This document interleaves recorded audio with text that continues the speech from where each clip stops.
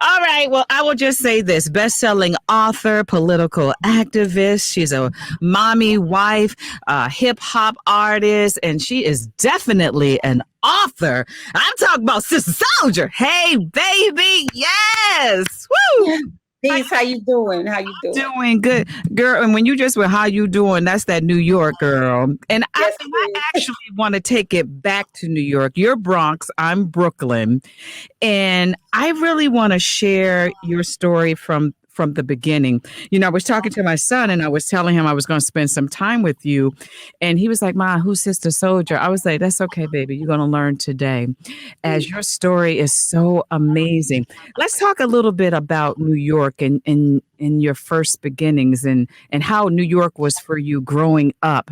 It wasn't so easy. You know what I'm saying? It wasn't easy. And, for each person, I think experiences a place differently, maybe in general the same, but in specific differently. I've been told that I'm oversensitive. Hmm. So it was very dramatic for me growing up in New York. My parents were married up until the age of me being 4 years young. And they divorced when I turned four. And my mother and my brother and sisters, we moved into the projects in the Bronx, the Throgs Neck projects. Hmm. So that was shocking to me. I felt vulnerable. I felt unfamiliar. I felt nervous. Hmm. I felt worried about my mother because my father's presence was no longer there. So that's kind of how I entered the projects. That's how I entered the hood after having lived in a house in the Bronx with my parents for the first 4 years of my life. How long did you stay in the projects before you were able to transition out of there? About 5, 6 years. And out of those 5, 6 years today, I always say it's always life lessons and you learn something. Living in those projects, what did you walk away with? Oh, I learned a whole lot because you had to. So, young mothers, like my mother, used to prepare young children as though we were 10 years older than we actually were. Hmm. So, I remember walking down the street at age 5, being told how to walk down the street, Yes. what to look at, what to observe. I remember before getting on the school bus in the morning, my brother and I had to recite our phone number and our address. And back then, of course, we didn't have cell phones. We just had the one number Right. hard hard line in the projects. And even that was a luxury because some people didn't even have the one number. And Right. so we had to remember so many numbers. It was unbelievable. I would be there reciting, this is my mother's number. This is my grandmother's number. This is my father's number. This is in case of emergency. This is my cousin's number. So we had to be so much more than 5 years young at age 5.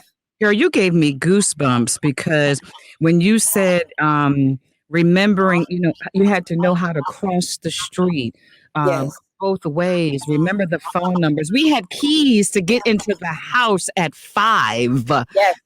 And now when you say that you can't leave a kid in the house at a certain age, our experiences are so different. Girl, when you said it, I was like, I'm totally there with you. Now, leaving the projects. So when you left the projects, where did you go? What was your next step? Well, actually, when we left the projects, we went to my grandmother's house and she lived in New Jersey. Hmm. And so it wasn't, our financial situation was still project status.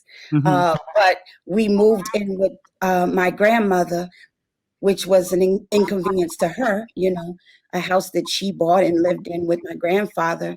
And when we got there, we felt like the poor folks in the suburbs. Right.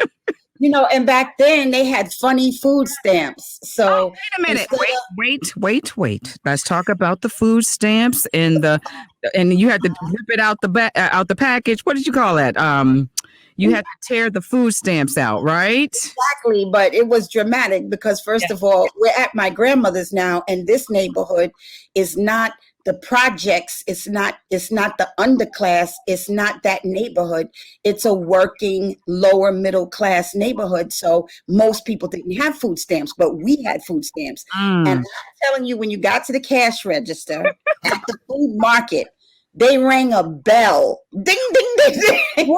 And then they had to call, yeah, they had to call a customer service representative to come because you had these food stamps. So everybody that was on the line would be aggravated with you because you were paying with this fake money.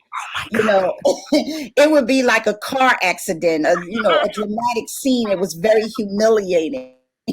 Right, because Now they have we the giggle cards now. We giggle digital. now, but when you stood in that line, you felt what? Humiliation. Yeah. And we were constantly reminded that you're just poor people in the suburbs living off of your grandmother. Like everything was a reminder of that fact. Living with your grandmother, did you develop a great relationship with your grandma while you were staying with her? And how long did you end up staying with Granny? Well, actually, my mother was there also, so it wasn't like my grandmother was the primary care Mhm. provider. My mother was there, my siblings were there, and we stayed there for maybe 3 years. Mhm. And then we just moved, still in New Jersey, but still in a poor neighborhood, So it was just my grandmother. To answer your question, and I and my brothers and sisters and all of my cousins always had a very close, very incredibly wonderful relationship. So no disrespect to my grandmother. She was just the most beautiful lady ever. And so that wasn't a problem. It's just that, it's like the old song that's from my grandmother's days. God bless the child who has his own. Yeah. So we just were aware that it was my grandmother's house and she worked very hard. Her and my grandfather worked very hard to get it. And, we were children, so we were constantly reminded, don't put your hands on the walls, pick up your crayons and, go to this area, make sure you turn off the lights. And, it was a different reality staying in a house that didn't belong to our parents. God bless the child that has his own. At what age were you thinking about your future and what you wanted to do? Can you zone in when that was? I think I was always thinking about my future, but I never really thought in a singular state of mind, meaning I was always thinking about my family, the future of my family. I was always trying to understand what happened. I was even trying to understand things that a 4-year-old uh, should not have to try to understand. Like, well, what happened between my mother and father? So, where is my father? And why did he leave? And I even felt, towards my mother, I felt like, what did you do? What Mm, did you do that made daddy leave here? wow. Because all I know for sure is that daddy loves us.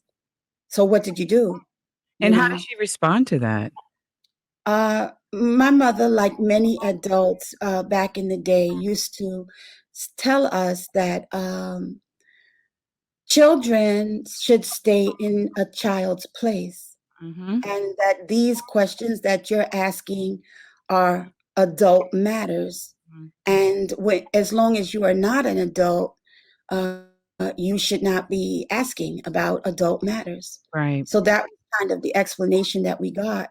But, children, and even up until today, into 2021, when things happen between a mother and father, or when children, a son or a daughter, never meets their father or never meets their mother, or is raised solely by their grandparents, they have a lot of hurt on the inside. They feel very emotional on the inside, very vacant on the inside. So, yeah, and I think even today in 2021, there's still a lot of young mothers who, if a child asks the wrong question, just slaps them or punishes them or tells them to go to their room or tells them to shut up. And it's an emotional scar that they probably will carry for the rest of their lives. Did you ever have a relationship with your father? Oh yeah, I mean, well, I grew up in the house with my father until I was 4, so I had very vivid memories of my father coming home, each night, of us cooking dinner for him and setting the table, of Mm. me, crawling up on the chairs and folding the napkins and setting the table, and making sure that everything was in the right order and its right place because my mother really was a housewife. Mhm. So I learned a lot at a very, very young age. And then after the divorce, uh, we were told basically that we would see our father on the weekends. Mhm. And of course, in the beginning, you see your father on the weekend, and then it becomes you see your father once a month. Yeah. Then it becomes you see your father on certain holidays, and then it becomes you see your father once a year. Wow. So the love is always there. The love I had for my father and that my siblings had for my father, it's always there, but the father is not. Wow. That's deep, girl. Sister Souljah, tell us how you were introduced to Public Enemy. I would love to hear that story from you. Public Enemy. Well, I was I came after Rutgers University, I moved to Harlem. Mhm. And when I was in Harlem, I worked downtown on Madison Avenue at a civil rights firm called the Commission for Racial Justice. And I had a very low position. I was like an intern. Mhm. And I started a whole big thing for homeless children. And I began to take these homeless kids out to all kinds of learning places like the library, the museums, even took them to a television, to ABC studios, and show them how their favorite television shows were made and let them know that there are more jobs in entertainment than just being an entertainer.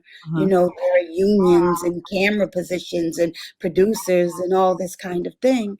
So by me traveling around the city of New York with these children, which started out as just one or two and ended up being like 50 kids. Mhm. People would see me getting on the train with all these little kids. And I mean, these were the wildest kids you ever seen in your whole life. Like baby kids. Right. And you trying to control them on a train in New York. No, I didn't try to control them. I just loved them. Oh, And, sweet. and I think there's a big difference, I'm not a big disciplinarian, at first, because I think the love comes first. Mhm. And once you show the love, then they give you the respect.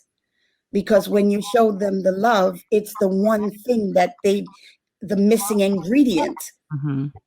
So they're so grateful that somebody cares and somebody loves them and somebody's taking them out to trips and showing them the world that, but they're still going to be vibrant. And so that's not when young kids are wild, it's not necessarily misbehaving to me. It's just the life force is young and fresh. So everybody would see me on these trains in New York, and I got to be, get the reputation. They would just call me the girl with the kids. Have you seen a girl with the kids? So anyway, it came to pass that somebody at Def Jam contacted me, and I was wanting to put together programs for these children, but I didn't have the money to do it. And so I met with this vice president of Def Jam Recordings. And at that time, their big artist was LL Cool J, Yes. uh, Run DMC, you know, I don't know, did they have Salt and Pepper? I'm not sure. But anyway, so I met with them, and then my working with Def Jam to put together concerts to finance the camps and the programs for the children Mhm. led me to meeting Chuck D. Wow. When I met Chuck D, he just said, "Yo, you are living the life that I'm rhyming about." And he just had a kind of instant respect, and that respect was mutual, and that's how we encountered one another. So our music relationship, our community building relationship began just like that. When you When walked you into walked that into that for the first for the time, first time, what was that feeling like? When I walked into where? A studio to lay the tracks down, just being in that environment. What was that feeling like for you for the first time? Well, first of all, I, as an activist, had been in radio studios. Most of the time, I was speaking live on the radio. And, in New York, we had WBLS, Right. and we had, the Percy Sutton radio group. Like it was powerful Black radio. And so whenever I was working on anything in the community, I would be in the studio for radio. So the studio wasn't a place that was unfamiliar to me. It was more like I was really overwhelmed by the presence of Chuck D. Like I just thought his voice was so powerful, and I thought the music that he was making was so meaningful, and I thought the production team that he had was so incredible, and so I was really just honored to be a part of it. When I tell you, I'm thinking of so many things with you, and we're gonna get ready to start talking about the book. Sister Soldier, with everything that's happening in our world today, so many of us can't even believe we're going through the things that we are still going through. How do we change this? What do we do? Because everyone is asking the same thing. Why are we still here? Why is it not getting better? What do Well, we it's it's a big question that you're asking. I mean, it's an excellent question, but to be quite honest with you, I don't think that question can be properly addressed in a radio interview. Um, uh, I don't think it can be properly addressed in the amount of time that we have, but it is important. I can just tell you that I always found myself from back in the 90s as being viewed as the person who was too serious. Uh, so, one of the things that we'd have to do to make change is we all would have to become more serious. Mhm. Um, and back in the day, you know, people would tease me about reading so much or studying so much. And, people had categories that they put people who study into, that was separate from the whole social, you know, people that were cool and so on and so forth. But I think people have to become more serious and more well studied. The degree that I earned in college was in history, and it was because I loved studying history. And Mm. I think even if you're not a college student and you don't want to earn a degree in history, even if you're just the everyday working citizen, you should still learn some history, because if you don't, you will be a victim of your ignorance. Mm. When your book came in, I'm just gonna tell you, life after death. My producer Lydia snatched the book. Oh my God! I was like, oh God. Josh, she took the book. Do you know I haven't even had a chance to read it myself? She was so excited, knew of all your books, and was a true fan. And this new one. Now, how many books do you have to your name? And I know you're a best-selling author. How many books is it as of today? 7. 7. Wow, 7 books. Now let's talk about life after death. Can you tell us a little bit about the book? Lydia, you hear me talk about you, girl. Girl, and Well, the the book main cover I love. the main thing about life after death is you have to know that it is the sequel to the coldest winter ever. Okay. So if you loved the coldest winter ever and you read the coldest winter ever, then life after death is your girl went to Santiago, the main character from the coldest winter ever, finally being released from her 15-year mandatory minimum prison sentence. Mhm. Uh, and the story goes from the moment she walks through the prison doors, uh, and the story moves forward from there. So, Life After Death is this novel. I wrote this novel in 2020, and at the time that I wrote it, America was in a state of total upheaval and turmoil. So many things were happening in 2020. I mean, we all know because it's only 2021 now. January opened with, the loss of Kobe Bryant and his daughter and the people that were flying with him. That was, the loss of a major icon. Mm, In 2020, we had huge environmental problems. You had California on fire. You had floods going on in Louisiana and that whole region of the world. You had hurricanes hitting left and right. So many things were going on that it pushed my mind into into a deeper thought, a deeper thought process, because it wasn't just a certain group of people going through all this turmoil. You had all of the racially motivated murders. You had disappointing legal decisions. You had the full system of racism, you know, operating, mhm. and you had a lot of political arrogance. So this was the backdrop to me pushing my pen and writing Life After Death. But I knew for sure this had to be Winter Santiago's story. It had to be Winter Santiago's voice. Mhm. Sister Soldier is not even in Life After Death like she was in the coldest winter ever. So this story, Life After Death, is strictly the story of Winter Santiago and what happens from the moment she's released from prison. Wow. Are you in talks of taking your books to film? Yeah, but talk is cheap. No, Okay. no, I'm in talks. Actually, I'm in the contract phase. Nice.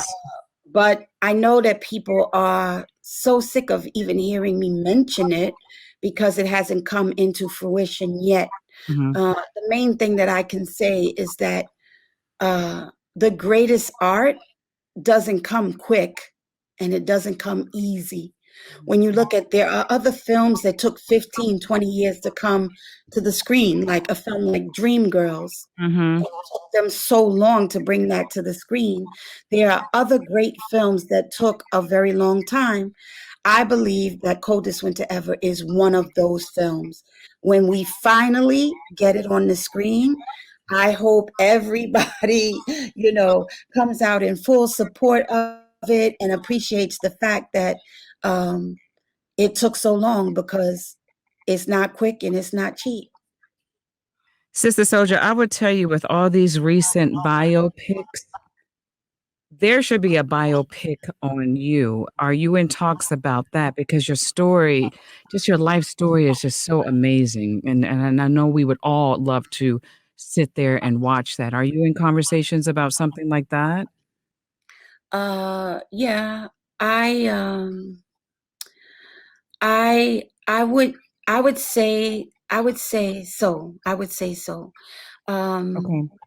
I would say so. I think though what'll happen is I will write, inshallah, I will write the autobiography of Sister Soldier Mhm. this year, and the biopic will come after the book. I That is always like all of my storytelling, whether it's fiction or nonfiction, to be rooted in the book. And the book is the base, and the tree grows from the book, meaning the biopic or the motion picture comes from the book. okay. Understandable. And before we get out of here, I know family is important. How is your family, your son and your husband? Is everything good on the home front? Yeah, everything is good. I mean, the main thing is that I've been married since I was young, you know. Yeah. I've been married to the same man for decades. And what has kept that marriage together? Well, my husband would say, somebody asked him that before, and he said, first of all, in order for a marriage to work, you have to want to be married.